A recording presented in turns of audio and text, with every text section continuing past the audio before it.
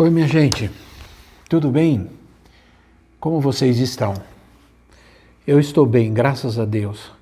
Pela misericórdia do Senhor, estou aqui e me recuperando. Agradeço muito a todos vocês pelas orações, certamente elas me sustentaram. Muito obrigado. Vamos continuar nosso estudo sobre as parábolas de Jesus. Infelizmente tivemos a oportunidade de estudar apenas uma vez e depois tivemos que parar. Mas hoje nós vamos continuar esse tema tão importante. O mês que vem, o mês de julho, nas nossas igrejas nós vamos falar sobre as parábolas de Jesus. Mas vamos falar vamos abordar as parábolas de uma forma mais escatológica e profética. Desta feita nós vamos estudar as parábolas de uma forma mais analítica, mais teológica. Vamos fazer uma breve recapitulação, já que eu não pude, realmente faz tempo que a gente parou, faz umas semanas que a gente teve que dar uma pausa. Vamos fazer uma breve recapitulação.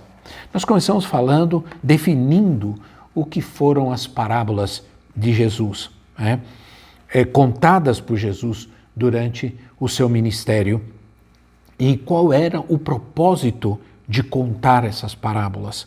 As parábolas não eram apenas histórias, eram ensinamentos profundos sobre a vida e os princípios do reino de Deus. A parábola é uma comparação que é feita com alguma finalidade. Elas têm um grande valor didático, muito importante, e foram utilizadas por Jesus, não somente de uma forma ilustrativa, mas ensinamentos profundos a respeito de princípios do reino de Deus. O termo parábola é tirada do grego parabolê, que significa comparação. Nós estudamos também um pouco sobre o contexto histórico em que viveu Jesus. Analisamos brevemente esse contexto histórico, porque nos ajuda muito a entender o porquê das parábolas. Jesus usou muito os costumes daquela época, muitas coisas comuns dentro da sociedade judaica, para poder ilustrar esses princípios profundos do reino de Deus.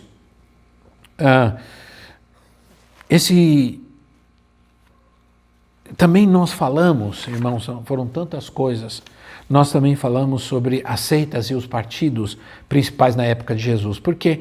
Porque Jesus, muitas vezes, ele pronunciou algumas parábolas confrontando essas pessoas, confrontando a religiosidade, a hipocrisia dessas pessoas. Então, entender essas seitas e esses partidos da época de Jesus é importante para entender as parábolas. Falamos sobre os fariseus, sobre os zelotes, os saduceus, que eram os principais partidos ou seitas da época de Jesus. Nós, infelizmente, não vamos abordar agora todos, porque esses vídeos vão ficar disponíveis para você e você poderá estudar, você poderá ouvi-los e estudar mais detidamente. Jesus pregou as boas novas do reino, boas novas porque elas se contrapunham às posições tradicionais e velhas práticas religiosas. Então, eram boas novas porque elas mudavam o velho sistema do olho por olho e dente por dente. Por isso, o vinho novo, que são as boas novas do reino, não podia ser colocado em odres velhos, teriam que ser colocados em odres novos. Então, esses ensinamentos foram registrados por Jesus em suas parábolas. Por que Jesus usou parábolas? Como já vimos, não era apenas um mero propósito ilustrativo. Jesus não queria facilitar os princípios, tornar mais fácil e mais coloquial para que as pessoas pudessem entender. Ao contrário, muita gente não entendia e Jesus deixou bem claro que muitos não iam entender, porque o propósito era que realmente os seus discípulos, com a ajuda do Espírito Santo, pudessem entender as parábolas, né?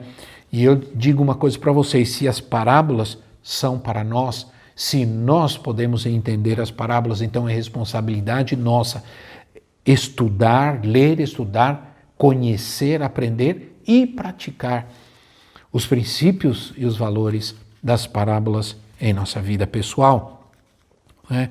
Então, também comecei falando sobre já algumas parábolas, as famosas parábolas de base. Alguns chamam essas duas parábolas, que primeiro é essa de Lucas 4:23, que é apenas um versículo, mas é uma parábola, que diz assim: Jesus lhes disse, é claro que vocês me citarão este provérbio, médico, cura-te a ti mesmo, faze aqui em tua terra o que ouvimos que fizeste em Cafarnaum. Ora, médico, cura-te a ti mesmo. Então, a palavra traduzida como provérbio, né, é parabolê também. Eu tive o cuidado de confirmar isso. Então, é um provérbio, porque talvez seja mais curto, mas é uma parábola. Médico, cura-te a ti mesmo.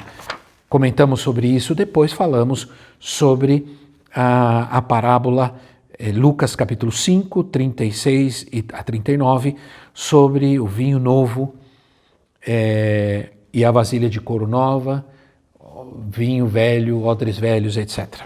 Muito bem, minha gente, hoje, então, quero começar já a falar sobre algumas parábolas. Vamos estudar primeiro as 3 primeiras parábolas que eu considero. Vamos separar por temas as parábolas. Essas 3 parábolas que nós vamos ver, elas falam sobre o amor e a misericórdia. Por isso não estão em sequência, porque estão por temas. Vamos fazer um estudo temático de cada parábola, né? Vamos começar com a parábola da ovelha perdida, que está em Lucas capítulo 15, do versículo 1 ao versículo 7. Vamos ler.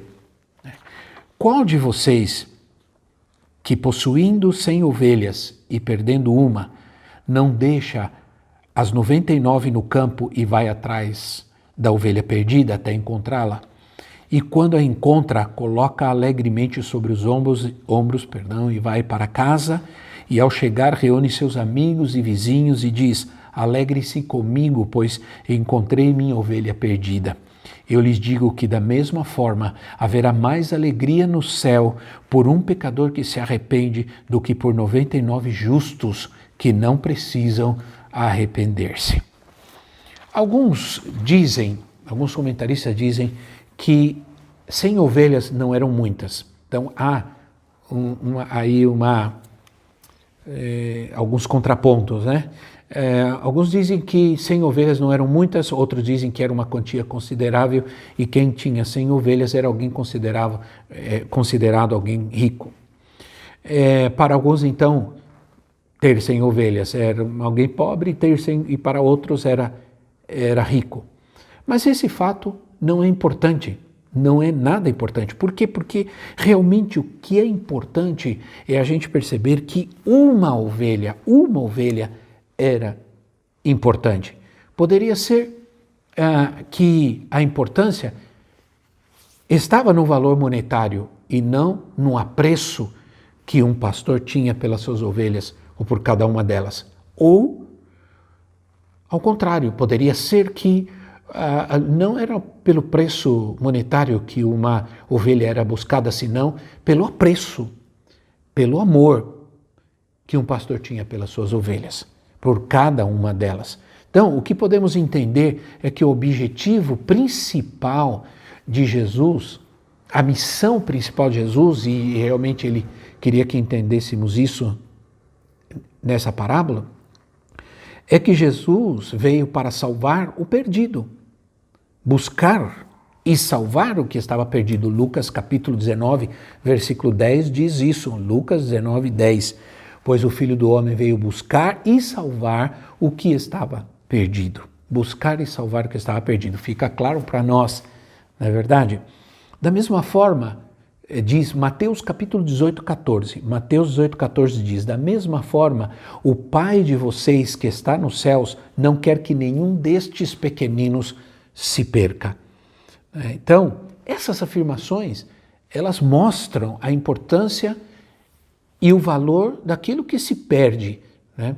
Certamente a condição daquela ovelha perdida era o abatimento. Ela estava abatida, desorientada, provavelmente ferida, porque a ovelha tinha suas dificuldades, ela era frágil, ela não enxergava direito. Então ele a colocou em seus ombros, provavelmente ela estava machucada, não podia caminhar, e a carregou. Uma vez que a ovelha se perde, dificilmente ela consegue retornar sozinha. Jesus mostra aqui o estado em que nós fomos encontrados por Ele, quando Ele nos buscou, quando Ele nos amou e nos buscou pela sua grande misericórdia. Né? É o estado em que se encontra o homem e como ele busca este homem com misericórdia. A busca acontece por duas razões fundamentais: o amor e o valor daquilo que se perde. Então agora nós colocamos o amor. Para Jesus tem mais valor aquele que se arrepende do que aquele que se considera justo. Guarda isso. Para Jesus tem mais valor aquele que se arrepende do que aquele que se considera justo. O pecador arrependido, ele provoca alegria no céu. Porque todo o sacrifício de Cristo, quando o pecador se arrepende, todo o sacrifício de Cristo na cruz é glorificado. E o sangue de Jesus é valorizado, é exaltado. Então, ele não quer que nenhuma alma sequer se perca. É isso que ele quer. Ele não quer que apenas alguns sejam salvos e outros se percam. Mas ele quer que todos sejam salvos. Mas ele quer que todos venham ao conhecimento da verdade. Nesta parábola, minha gente, nós encontramos um grande amor, o amor de Deus. Não há qualquer tipo de reprimenda do porquê aquela ovelha se perdeu. Não há nenhuma reclamação por causa da dificuldade em encontrá-la. Não há nenhuma cobrança. Simplesmente há somente o amor. Como Deus é maravilhoso. Deus não está examinando as razões do porquê as pessoas se afastam do caminho, porquê as pessoas estão perdidas. Deus não fica examinando e julgando isso. Deus é amor, ele simplesmente vai pelo deserto e pelas montanhas, porque na passagem paralela, Lucas usa as montanhas, outro usa o deserto. De todos modos, não há nada que possamos fazer para sermos salvos. Nós não buscamos, ele nos buscou, ele nos encontrou numa condição terrível por causa da sua misericórdia. Ele busca o perdido, ele nos buscou e nos resgatou da perdição. Essa é a graça maravilhosa que nos torna parte do reino de Deus. Sermos alcançados pelo seu amor e pela sua misericórdia. Ora, minha gente, nisso tudo se vê o grande amor de Deus, e vamos encontrar este grande amor de Deus em cada uma das parábolas de Jesus. Ora, a conclusão de Mateus é que nenhum dos pequeninos se perca. Mas a de Lucas, a passagem paralela de Lucas, ela é mais universal, porque ela inclui todo o pecador, isso é, toda a humanidade. Então aqui a ovelha não representa apenas o escolhido, mas também toda a humanidade. Aqui podemos encontrar a intenção de Deus em atrair todos os homens para Ele. O arrependimento é tão importante. É bom deixar claro que quando Deus espera de cada um de nós que nos arrependamos e voltemos rapidamente ao redil do bom pastor, é quando a sua obra perfeita se faz em nós. Vamos ver outra parábola, que é a parábola da moeda perdida. Como eu disse aqui, são 3 parábolas que tratam com o mesmo tema. Lucas capítulo 15, do versículo 8 ao versículo 10. Lucas 15, do 8 ao 10. Diz assim: Ora, qual é a mulher que, possuindo 10 dracmas e perdendo uma delas, não acende uma candeia, varre a casa e procura atentamente até encontrá-la? E quando a encontra, reúne suas amigas e vizinhas e diz: Alegrem-se comigo, pois encontrei minha moeda perdida. Eu lhes digo que da mesma forma há alegria na presença dos anjos de Deus por um pecador que se arrepende. Ora, a dracma era uma moeda de prata grega que tinha o mesmo valor do denário romano. O denário era o salário de um dia de um trabalhador. Alguns acreditam que essas 10 dracmas representavam todo o dote, né? Toda a economia, daquela mulher, toda a economia que ela tinha, que ela possuía. E portanto, a perda de uma moeda era uma grande perda. Outros acreditam que poderia ser um dote da mulher, aquele dote que passava de geração em geração. Então, a perda de uma moeda era um valor ainda maior, uma perda ainda maior. Aqui nós encontramos algumas coisas em comum com a parábola da ovelha e com a próxima parábola que nós vamos estudar também. Em primeiro lugar, o valor do que se perde, a busca incessante do que está perdido e a grande alegria ao ser encontrado. Vamos repetir: o valor do que se perde, a busca incessante daquilo que está perdido e a grande alegria ao ser encontrado. As condições de uma casa naquela época dificultavam as buscas desta moeda, pela moeda. Havia muita poeira nas casas e as casas mais pobres, elas não tinham janelas, então elas eram escuras em qualquer hora do dia. Aquela mulher, ela teve que acender uma luz. As boas novas do Evangelho é a luz do mundo. É a luz do mundo. Jesus é a luz que ilumina todo o mundo. Essa luz tornou possível sermos encontrados por Jesus e resgatados por Ele da perdição, da escuridão do mundo. E isso se confirma quando termina mais uma vez em uma grande alegria. O que estava perdido foi encontrado. Mais uma vez os céus se alegram porque um pecador se arrepende. Percebem isso, meus irmãos? Que coisa maravilhosa, né? Vamos falar sobre outra parábola, a parábola mais longa da Bíblia, que é a parábola do filho perdido. Ora, essa parábola está em Lucas capítulo 15, do versículo 11 ao versículo 32. Vamos ler. Ora, diz assim: Lucas, vou repetir, Lucas capítulo 15, do versículo 11 em diante. Diz assim a palavra: Jesus continuou: Um homem tinha 2 filhos. O mais novo disse ao pai: Pai, quero a minha parte da herança. Assim ele repartiu sua propriedade entre eles. Não muito tempo depois, o filho mais novo reuniu tudo o que tinha e foi para uma região distante. Lá desperdiçou seus bens, vivendo irresponsavelmente. Depois de ter gasto tudo, houve uma grande fome em toda aquela região e ele começou a passar necessidade. Por isso, foi empregar-se com um dos cidadãos daquela região que o mandou para o seu campo a fim de cuidar de porcos. Ele desejava encher o estômago, com as vagens de alfarrobeira que os porcos comiam, mas ninguém lhe dava nada. Caindo em si, ele disse: Quantos empregados de meu pai têm comida de sobra e eu aqui morrendo de fome?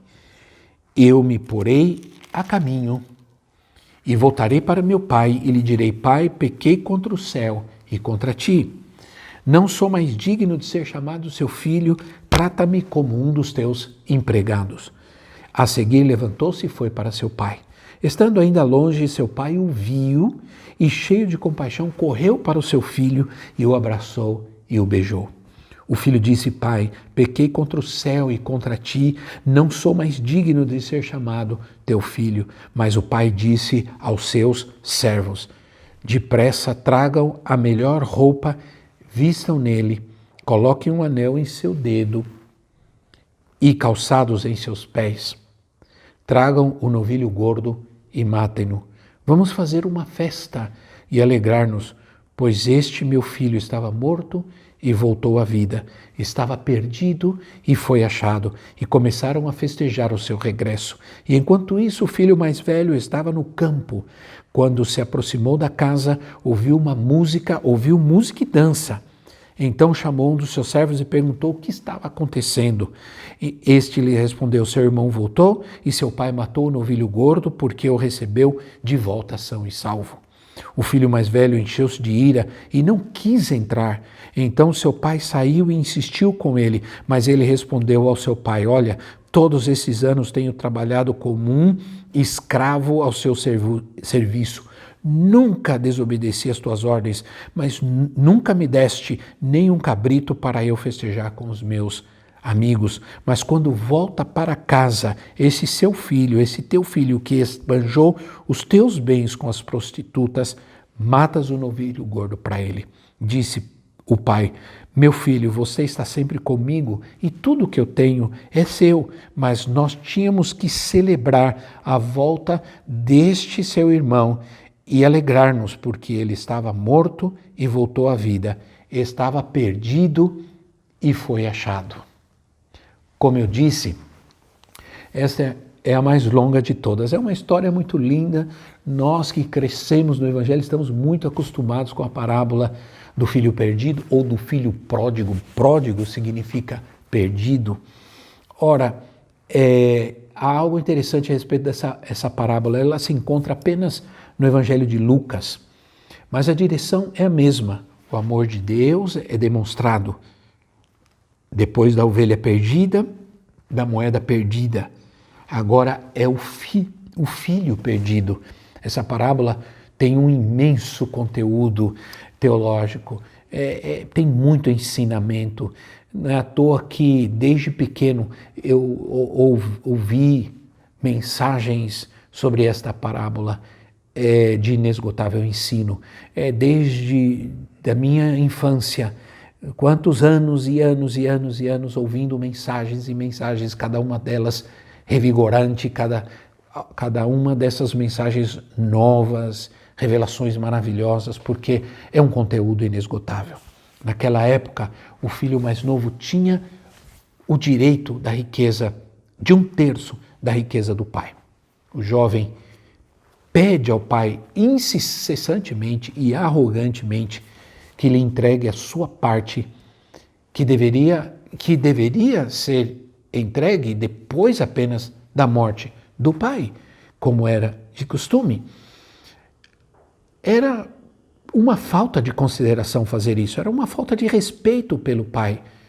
Esse jovem, ele representa o egoísmo, a falta de respeito à autoridade e a falta de respeito à família que impera no mundo de hoje. Aquele jovem só recebeu a sua parte na herança porque o pai lhe concedeu, porque o pai foi misericordioso em todos os sentidos e lhe concedeu. Quem sabe o pai já sabia o que lhe ia acontecer, o que ele iria passar, mas mesmo assim o pai concedeu, porque ele pediu insistentemente, diz a palavra, insistentemente.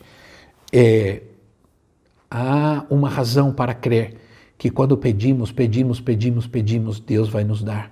E muitas vezes aquilo que nos pedimos não vai ser bênção na nossa vida. Deus nos deu por causa do seu amor e da nossa existência.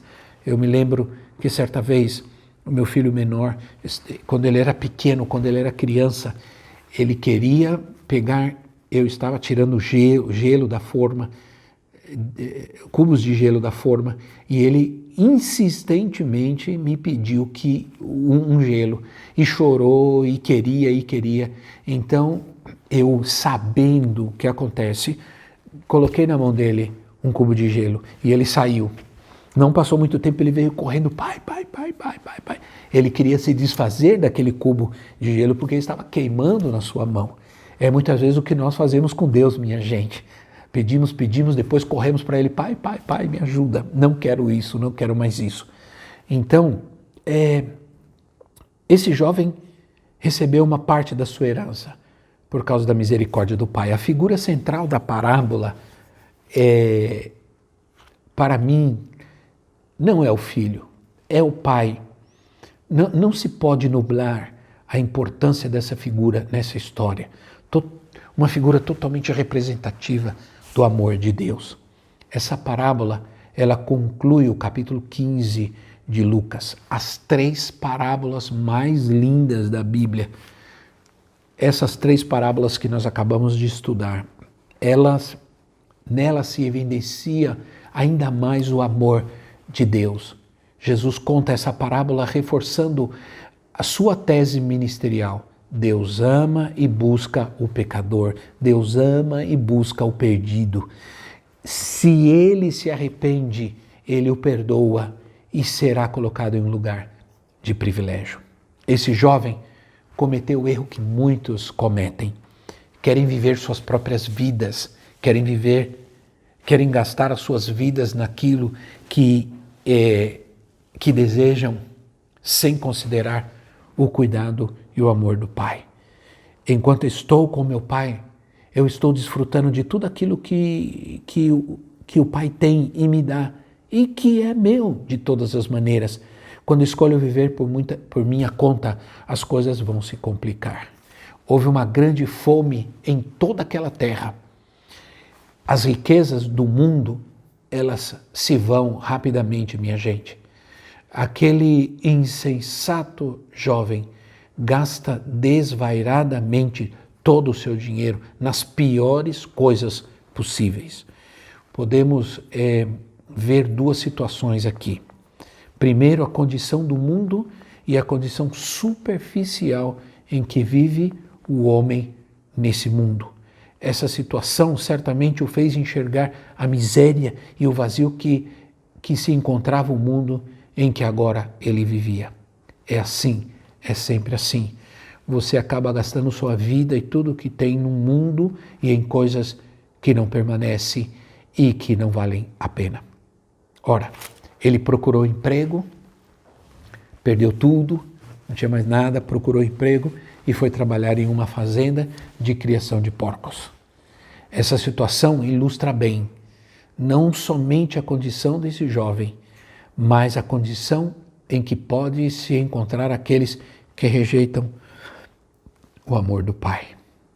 Ora, para um judeu era o fim do poço cuidar de porcos. Os judeus consideravam a criação de porcos a ocupação mais humilhante possível que se podia imaginar. Ele realmente foi levado até o último degrau de humilhação e a sua condição foi tão terrível que chegou a desejar comer o que comiam os porcos. O pecado o levou a uma situação de extremo desespero e tristeza.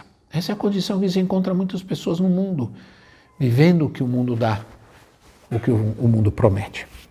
A reflexão daquele jovem sobre a sua condição, quando ele reflete sobre a sua condição, indica que ele estava arrependido, que ele estava se arrependendo. Cair em si é justamente isso, ver sua própria condição. Ninguém pode impedir que um pecador chegue a este ponto, chegue a este momento na sua vida, arrepender-se. Aqui vamos ver o conflito interno do jovem e o amor restaurador do Pai. Ele estava agora cheio de culpa e consciente que merecia sofrer as consequências do seu erro, do seu pecado. Era filho, mas ele entendia que merecia o posto de um mero empregado da sua casa. Que equívoco, né, minha gente? como nós muitas vezes não somos capazes de entender a grandeza do amor de Deus, né? Nosso Pai sempre está disposto a perdoar o pecador arrependido e restituir seu lugar de honra. Sempre, sempre. Deus não é vingativo. Aqui nós deduzimos que o filho, preste atenção nisso, o filho está cheio de culpa e de baixa autoestima. O pai está cheio de amor e de misericórdia. Isso é o que Deus é para nós. 2 princípios importantes nós encontramos aqui. Primeiro, para Jesus, o pecado confessado, ou melhor, o pecado é confessado para melhorar a condição do homem, não para piorar. E em segundo lugar, a natureza de Deus é amor. Então ele responde ao arrependimento com perdão e não com castigo. Que interessante isso, né? Para os fariseus, Deus estava irado com os pecadores. Não havia perdão de Deus para os pecadores e as prostitutas. Segundo eles, claro, Jesus confronta esse pensamento dessa gente religiosa, não só com seus ensinamentos, mas também convivendo com essas pessoas consideradas escória. Ora, o filho mais velho, conforme os costumes daquela época, tinha direito a 2/3 da riqueza do pai. Mas quando ele vê o pai recebendo e restaurando o seu irmão, ele fica irado. Porque para ele não lhe parece justo que o pai volte a amar e a honrar aquele miserável e egoísta pecador. Sua declaração representa bem os religiosos que não conhecem a bondade do pai. Não se aproveitam daquilo que já é deles. Não desfrutam das bênçãos que já são deles e não querem que outros as desfrutem também. Isso é, eles colocam pesadas cargas para entrar no céu, porque eles não parece que não querem entrar e querem impedir que outros entrem também, como diz a palavra, né?